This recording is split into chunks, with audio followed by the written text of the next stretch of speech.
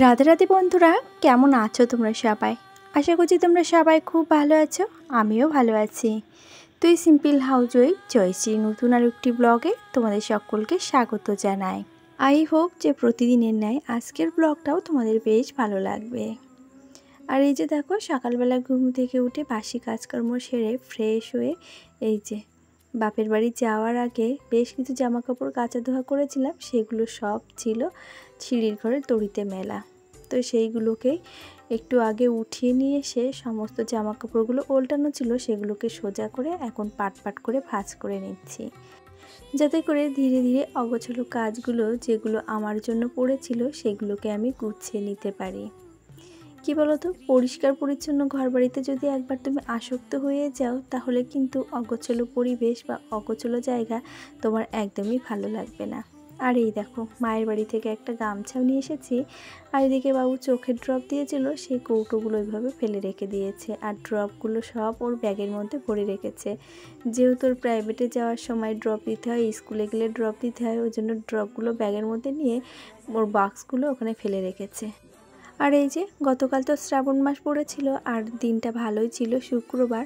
তো তোমাদের দাদাভাইকে বলেছিলাম যে আমার জন্য এই যে শ্রাবণ মাসের যে গিফটটা নিয়ে আসে সেটা নিয়ে আসতে। তো বলেছিল কি আনতে হবে, তো আমি বলেছিলাম চুড়ি, মেহেন্দি আর হচ্ছে একটা নাইটি। তবে মেহেন্দির কথা ভুলে গেছে। তো এই যে চুড়ি নিয়ে এসেছে সবুজ কালারের, আর সবুজ কালারের একটা নাইটি নিয়ে এসেছে। প্রত্যেক বছর এখন থেকে তো আমি শ্রাবণ মাসে একটা করে সবুজ নাইটি নিই, ওই জন্য কিন্তু একটা বছর চলে যায় একটা সবুজ নাইটি পরতে পরতে। আর এখন এই জামা কাপড়গুলো মাতা পার্বতী আর ভোলা বাবার আশীর্বাদ পাওয়ার পরেই কিন্তু আমি এগুলোকে পরিধান করব। তবে আজকে নয়, এটাকে সোমবারের দিন বাবার মাথায় জল ঢালবো, মায়ের পায়ে ছুঁয়ে নিয়ে তারপর থেকে ওই সবুজ চুড়ি আর নাইটি পরবো। তো সবুজ চুড়িটা সব সময় থাকবে, আর নাইটি তো আরও সামর্থ্য কুলায় না যে একটা থেকে দুটো কিনবো। তো ওই যে একটা করে প্রত্যেক বছর কিনে রাখি, এই আর কি।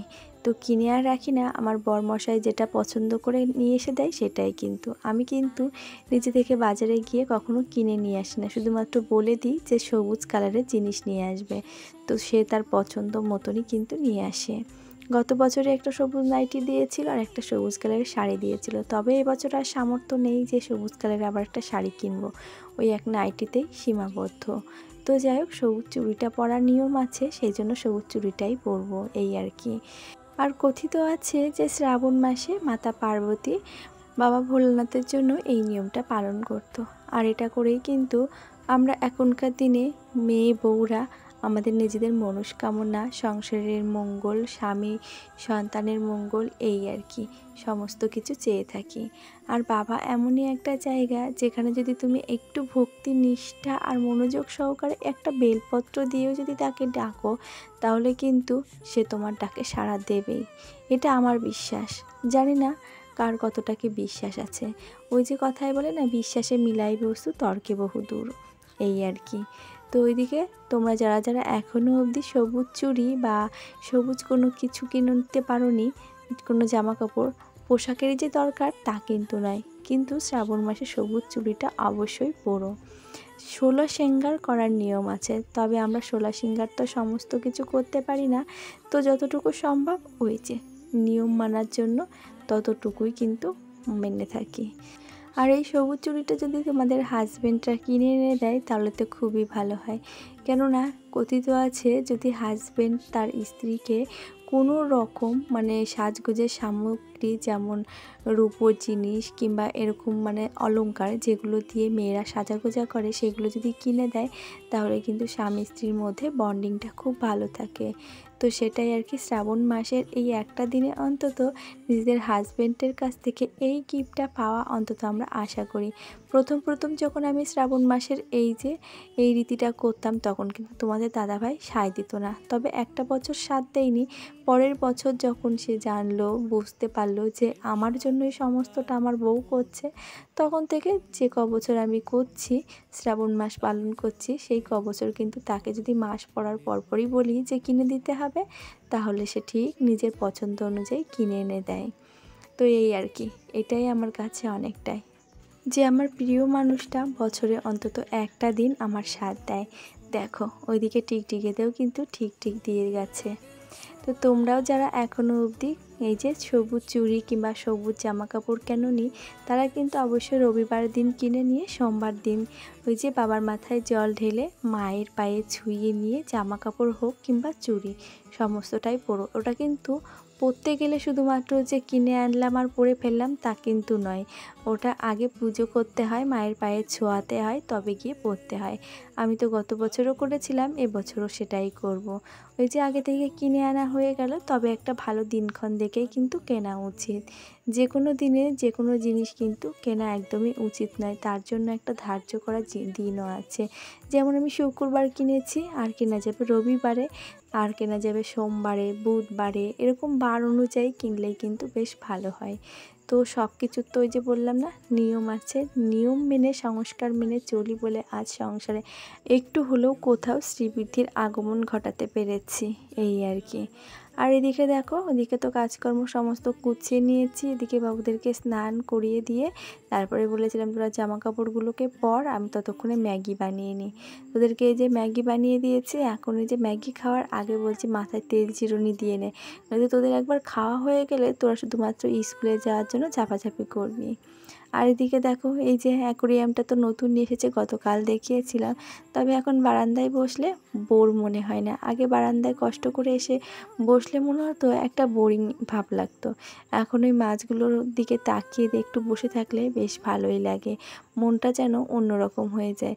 তবে এত বড় অ্যাকোরিয়াম আমি চাইনি, আমি বলেছিলাম যে একটু ছোট সাইজের হবে, এই যে এরকম শোকেজের কাজটা যতটা মানে আয়ত্তে রয়েছে অতটাই হবে, তাহলে বেশ ভালো লাগবে। তবে এই যে বাচ্চারা নিজেদের পয়সা দিয়ে নিজেদের গোছানো, মানে যে পয়সাটা ওরা গুছিয়েছে নোট টাকা, সেই টাকাটা গুছিয়েই কিন্তু এই যে অ্যাকোরিয়ামটা কিনেছে। দুজনা 500 টাকা করে দিয়েছে, তোমার দাদাভাই তার সঙ্গে কিছু দিয়ে ওই অ্যাকোরিয়ামটা নিয়েছে। আমি বলেছিলাম একটু ছোট নিতে, তবে ওই যে ওনাদের বড় অ্যাকোরিয়ামই লাগবে দোকানের মতো। তবে ওর উপরের ঢাকনাটা এখনও নেয়নি, বলেছে গত 1 মাস মতো যাক, তারপরে গিয়ে আবার হবে। আর এদিকে দেখো, বেশ কয়েকদিন তো বাড়িতে ছিলাম না, আয়নার কাজগুলোতে তো ধুলো দেখছি একেবারে এক পর্তা পড়ে আছে। তো ওই জন্য ভাবলাম যে বাবুরা স্কুলে গেছে, এবার হাত ফাঁকা হয়েছে, এবারে একটু শোকেসটাকে মুছে নিই, যেহেতু এর সামনেই কিন্তু আমার সারাদিন আনাগোনা হয়। তো সেই জিনিসটার উপরে যদি ধুলো ময়লা পড়ে থাকে, তাহলে চোখের সামনে পড়লে যেন একেবারেই মনটা ভালো লাগে না, সবসময় কুতকুতানি করতে থাকে যে কখন একটু পরিষ্কার করব। আর এই যে আমার প্রিয় জিনিস, আমার বেস্ট ফ্যামিলি, তাকেও তো আমি অগোছালোভাবে বা অবহেলায় ফেলে রাখতে পারি না। আমি নিজেকে যতটা যত্নে রাখি, আমার নিজের পরিবারকেও ততটা যত্নে আগলে রাখতে চাই, যাতে করে প্রত্যেকটা মানুষের ভালো মন্দর বিচার আমি নিজেই করতে পারি। আর এদিকে দেখো, যতটা জিনিস মোটামুটি আমার মনে হয় যে পরিষ্কার করে রাখা উচিত, ততটা জিনিসই কিন্তু আমি পরিষ্কার করে রাখি। আর এই যে তোমরা সব সময় ঘরের উত্তর দিকে একটা করে কিন্তু এরকম ময়ূরের পাখনা লাগিয়ে রাখতে পারো, যাতে করে অনেকটা পজিটিভ এনার্জি বা শুভ শক্তির আগমন ঘটে। আর ওদিকে ঘরে ডাস্টিংয়ের কাজ কমপ্লিট করেছি, তারপরে এই যে সোজা চলে এসেছি রান্নাঘরে। এসে এই যে আমার শাশুড়ি মা মাছ কেটে ধুয়ে দিয়ে তিনি গেছেন স্নান করে পুজো দিতে, আর আমি চলে এসেছি সোজা রান্নাঘরে। এখন এই যে মাছগুলোকে লবণ হলুদ মাখিয়ে নিয়েছি, আর এদিকে আজ বসাবো ডাল। তো মাছের ঝোল হবে আলু দিয়ে আর ডাল, এই আর কি আজকে দুপুরবেলা রান্না বান্না। তো ডালটাকে 2 থেকে 3 বার ভালো করে রগড়ে রগড়ে ধুয়ে নিয়েছি, নিয়ে তারপরে এই যে কাঁচা লঙ্কা চিড়ে দিয়ে এখন প্রেসার কুকারে ডালটাকে বসিয়ে দেব। আর এদিকে কড়াইতে তেলও গরম হতে দিয়েছি, যাতে করে একসঙ্গে দুটো কাজ এগিয়ে যায়। ওদিকে তো মাছে লবণ হলুদ লাগানো আছে, এখন এই যে প্রেসার কুকারটাকে রেডি করে 1টা কিংবা 2টো সিটি দিয়ে নেব, যাতে করে ডালটা একেবারে গলে না যায়। আর প্রেসার কুকারে শুধু শুধু ডাল দিলে দেখবে ডালে একটা নালচে নালচে ভাব হয়ে যায়, আর ডালটা কিন্তু চারিদিকে ছড়িয়ে ছিটে যায়। আর তেল লবণ হলুদ দিয়ে যদি তুমি ডালটাকে বসাও, তাহলে দেখবে অমনটা একদমই হয় না, একদম নর্মাল ডাল সিদ্ধ যেমন হয় ঠিক তেমনটাই হয়। আর এদিকে দেখো, অল্প কয়েকটা মাছ বলে আর তুলে রাখলাম না, একবারে সমস্ত মাছ ভাজা বসিয়ে দিয়ে এদিকে মাছের ঝোলের জন্য আলুগুলোকে কাটতে এলাম। আর এই যে 4টে আলু দিয়েই কিন্তু মাছের ঝোল করব, যেহেতু আমরা 4 জন মানুষ খাবো, তার জন্য কিন্তু 4টে আলুই নিয়েছি। আর ওদিকে ডাল তো আছে, ডালের সাথে করব ব্যাট ভাজা। তো চলো আলুগুলো ভালো করে ছুলে নিই, আর এরই সাথে গত দিনের ভিডিওতে করা বেশ কিছু মিষ্টি মিষ্টি বন্ধুদের কামেন্ট নিয়ে নিই। সুমন দাস, শতাব্দী, অভিজিৎ আইডি থেকে প্রিয়াঙ্কা বনু, সে লিখেছে, দিদি আমি প্রিয়াঙ্কা, তোমার ভিডিও দেখতে আমার খুব ভালো লাগে। থ্যাংক ইউ গো প্রিয়াঙ্কা এত মিষ্টি কমেন্টের জন্য। আর কমেন্ট করেছে মা ছেলের স্বপ্ন থেকে, সে লিখেছে দিদি ভাই রসগোল্লা তৈরি করলে, রান্না করলে, পুজো দিলে সবটাই বেশ ভালো লাগলো, সাথে ছোট্ট বাবুর দুষ্টুমিটাও বেশ লাগলো। থ্যাংক ইউ এত মিষ্টি কমেন্টের জন্য। আর মানসী রয় লিখেছে খুব সুন্দর হয়েছে দিদিভাই ভিডিওটি। আর তোমার কি লাভ ম্যারেজ? হ্যাঁ, আমাদের লাভ ম্যারেজ অ্যারেঞ্জ ম্যারেজ দুটোই। আর অমিত বর্মা আইডি থেকে লিখেছে দিদি ভাই তোমার সঙ্গে আমারও মিল আছে, আমরাও 3 বোন তোমার মতো। আমিও আগে ইলিশ মাছ খেতাম না, কিন্তু এখন শ্বশুরবাড়িতে এসে সবটা শিখে গেছি। আর আমিও তোমার মতো বড় মেয়ে। 2 দিন কমেন্ট করলাম আমার নামটা নিও, রুমা। খুশি হব, অনেক ভালোবাসা। এই তো রুমা, তোমার নাম নিয়েছি। তুমি কেমন আছো অবশ্যই আমাকে কমেন্টে জানিও। আর বিষ্ণু সিং লিখেছে দিদিভাই যেন মনে হয় তোমার বাড়িতে চলে যায়। হ্যাঁ ঠিক একদমই, মনে করলে ঠিক ছুটে চলে এসো আমার বাড়িতে একদিন, খুব মজা হবে, সকলে মিলে একটা হই হই করে দিন চলে যাবে। আর রূপালীনাথ লিখেছে যে দিদিভাই গ্রিন চুড়ি পরনি? হ্যাঁ পরবো, সোমবার থেকে পরবো, তার আগে নয়। আগে বাবার মাথায় জল দেব, মায়ের পায়ে ছুঁয়ে নিয়ে তবে গিয়ে পরবো। এমনি করে কখনো সবুজ চুড়ি পরলে তুমি যে এনার্জি পাওয়ার জন্য চুড়িটা পরছো সেটা কখনো পাওয়া যায় না। আশা করছি তুমি তোমার কমেন্টের রিপ্লাই পেয়ে গেছো। আর এই যে দেখো আমি রান্না করছিলাম, মশলা বাটতে বাটতে এদিকে কারেন্ট চলে গেছিলো, তারপরে তোমাদের সঙ্গে কিছু শেয়ার করিনি। এদিকে দেখো টর্চ লাইট জ্বালিয়ে কিন্তু রান্নাটা করছি। তবে অর্ধেক রান্না হয়ে গেছে, ডালটাও সোমবার দেওয়া হয়ে লাবানো হয়ে গেছে। তারপরে দেখি হঠাৎ করে কারেন্ট এসেছে, তাই ভাবলাম ব্যাট ভাজাগুলো ভাজতে ভাজতে তোমাদের সঙ্গে আবারও ভিডিওটা শুরু করি। আর কমেন্ট করেছিল সুনিতা গোস্বামী, সে লিখেছে দিদি আমি আসাম থেকে 20 কমেন্ট করলাম, আমার নামটা নিও, আমার নাম সুনিতা। এই তো সুনিতা তোমার নাম নিয়েছি। আর তুমি কেমন আছো নেক্সট ভিডিওতে অবশ্যই আমাকে কমেন্টে জানিও। আর কমেন্ট করেছিল দোলাল দাস আইডি থেকে, সে লিখেছে প্রথম কমেন্ট করলাম দিদি ভাই আমার নামটা নিও, আমার নাম নূপুর। এই তো নূপুর তোমার নামটা নিয়েছি, কেমন আছো অবশ্যই কিন্তু কমেন্টের মাধ্যমে জানিও। আর এই তো তোমাদের সকলের কমেন্ট নিতে নিতে কিন্তু এদিকে আমার রান্নাবান্নার সমস্তটাই কমপ্লিট হয়ে গেছে। এখন রান্নাঘরটাকে একটু মুছে নেব। এখন রান্নাঘরটাকে আর ভালো করে মেজে ধুয়ে নিচ্ছি না, গ্যাস ওভেনটাকে, কেননা রাত্রেবেলাও আবার রান্নাবান্না হয়, তখন না আবার করে মুছতে হয়।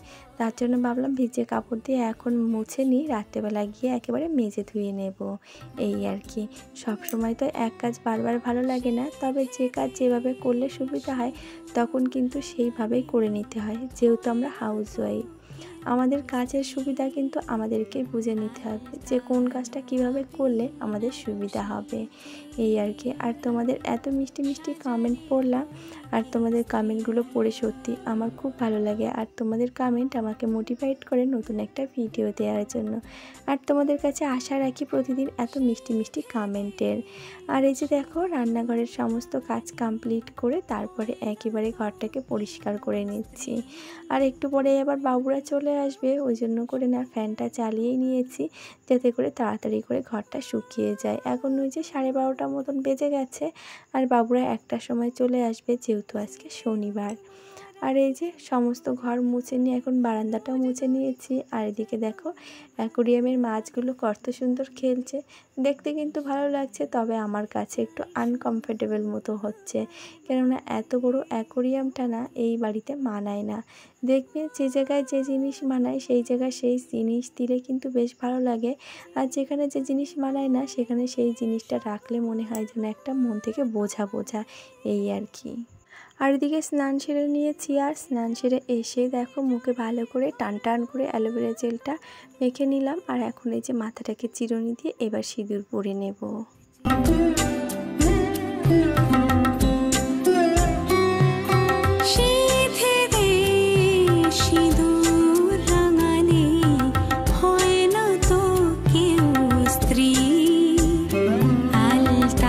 আর এখন এই যে একটু হলদির টিকা লাগিয়ে নেব, যেটা আমি প্রতিদিনই করে থাকি। তবে মায়ের বাড়িতে যে কদিন গেছিলাম সে কদিন কিন্তু আমার এই টিকাটা দেয়া হয়নি। আর এই কদিন যেন সিঁদুর পরতে গেলে মনে হচ্ছিল কিছু একটা অসম্পূর্ণ রয়ে গেছে, তাই যেহেতু আবার প্রথম থেকে সমস্তটাই শুরু করব, তো ওই জন্য কিন্তু একবারে মাথা ধুয়ে ফ্রেশ হয়ে সমস্ত কাজগুলোকে একেবারে পজিটিভ এনার্জি নিয়ে শুরু করেছি। ওদিকে দেখতে পেলে কাছের বাটিতে কিন্তু আমি যেমন প্রতিদিন ফুল সাজিয়ে রাখি, সেই বাটিটাতেও জলটা পরিষ্কার করে আবারও ফুলটাকে সুন্দর করে সাজিয়ে নিয়েছি। আর আজ না গোলাপ গাছে দেখলাম অনেকগুলো গোলাপ ফুল ফুটেছে, তো তার থেকে 3টে তুলে নিয়ে এসেছি। আর এদিকে যেমন নয়নতারা ফুল তুলি ঠাকুর পুজো দেওয়ার জন্য, ঠিক তেমন তো গোলাপগুলো ওই যে বাটিতে সাজিয়ে দিলাম, বেশ 2 দিন তো থাকবেই। আর এদিকে নয়নতারা ফুলগুলোকে নিয়ে ঠাকুরের চরণে দিয়ে নিচ্ছি। আর আগে শিবুকে স্নান করিয়ে নিলাম, এবারে সমস্ত ঠাকুরের চরণে একটা করে ফুল দেব। আর আগে থেকে তো আমার শাশুড়ি মা পুজো দিয়ে দেন, সেটা তো আমি আগেই বলি। ওই জন্য কিন্তু আমি এসে আর ঠাকুরকে কোনো রকম ভোগ নিবেদন করি না, শুধুমাত্র ঠাকুরকে ফুল দিয়ে আরতি দেখাই, এই আর কি। কৃষ্ণায় বাসুদেবায় হরে পরমাত্মনে প্রণতো কৃষ্ণ। আর এদিকে আরতি দেখাতে দেখাতে কিন্তু আমি হনুমান চালিসাটাও পড়ে নিয়েছি। আর এদিকে তোমাদেরকে শোনাতে পারলাম না, তার একটাই কারণ, 2 বাবু বাড়ি চলে এসেছে আর এসেই চেঁচামেচি শুরু করে দিয়েছে। তো আমি যখন ভয়েসটা দিচ্ছিলাম তখন দেখলাম যে একেবারেই শুনতে ভালো লাগছে না, তার জন্য ভয়েসটা কেটে দিয়ে এই যে তোমাদের সঙ্গে যতটা শেয়ার করা ততটাই শেয়ার করেছি। আর এই যে ঠাকুরঘরে পুজো দিয়ে এসে আমি কিন্তু ভাত খেয়েছি, এখনও অবধি থালা বাসনগুলো মাজতে পারিনি।